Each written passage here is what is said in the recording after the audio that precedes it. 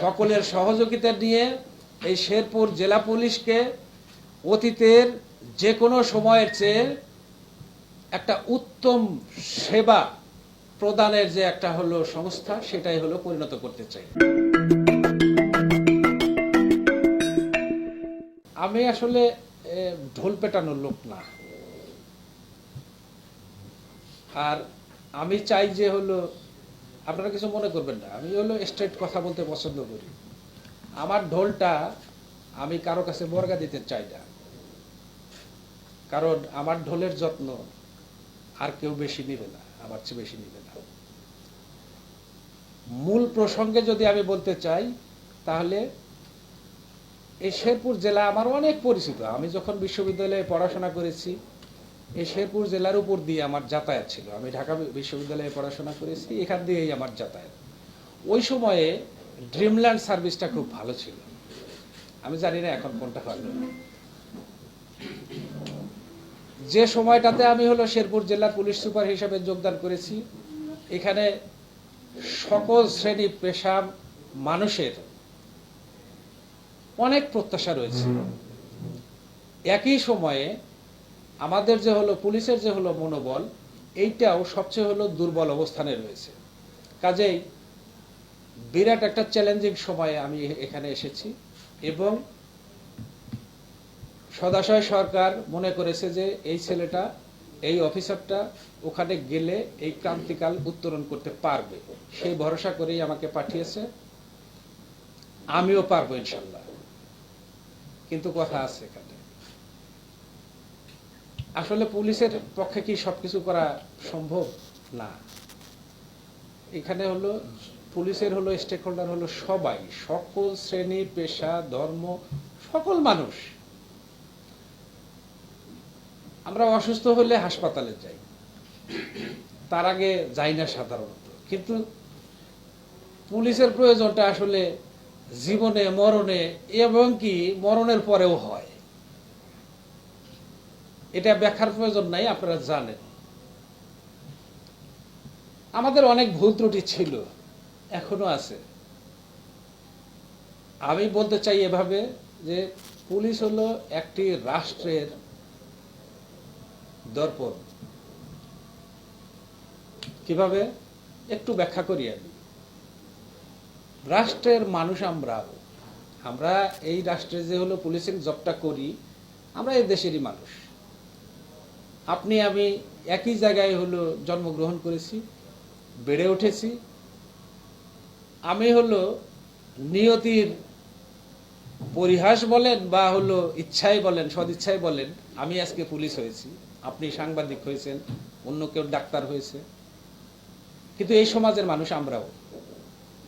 আর এই সমাজে পুলিশকে সবচেয়ে বেশি হলো সহযোগিতা করতে পারে মিডিয়া।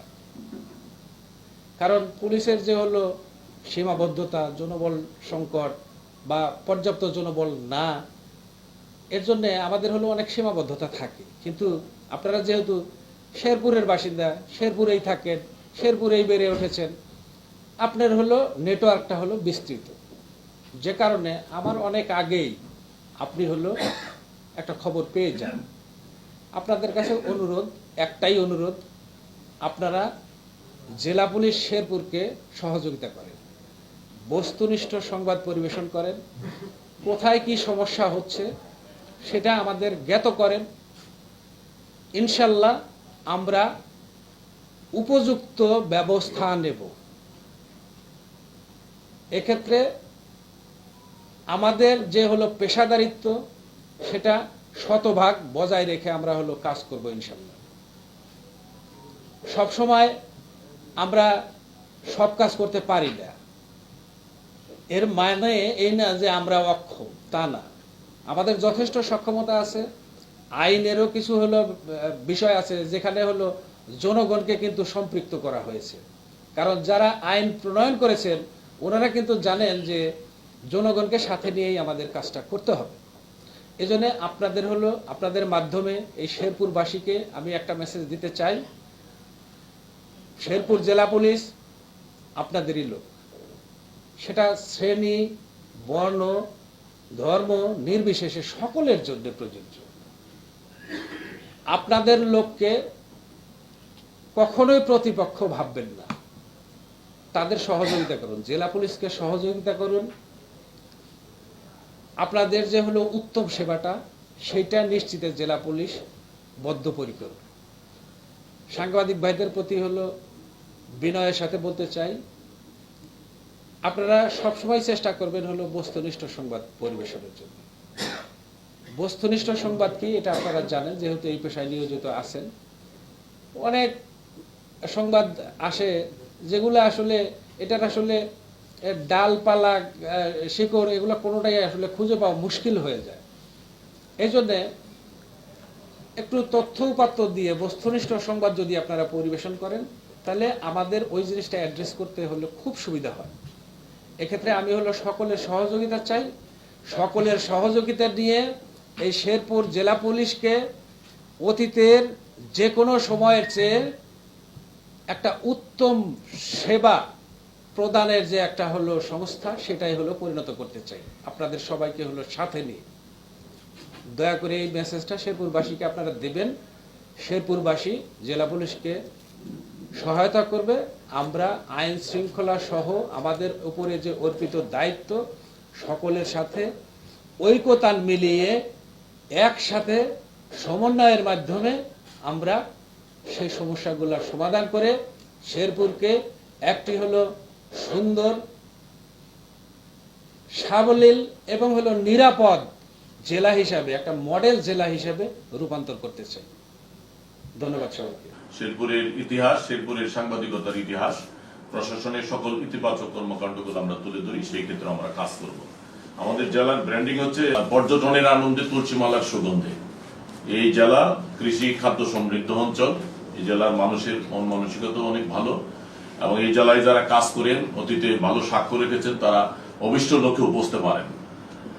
এই অবস্থায় আপনি আমাদের প্রতিবেশী সুলভ এলাকার মানুষ এবং আপনার শিক্ষা জীবন থেকে শুরু করে অন্যান্য সময় এই শেরপুর এই যাতায়াত, আপনি জেনে খুশি হবেন যে আপনার অঞ্চলের অনেক মানুষ এই শেরপুর জেলা সদর হাসপাতালে চিকিৎসা নিতে আসে, জামালপুর এবং কুড়িগ্রামের।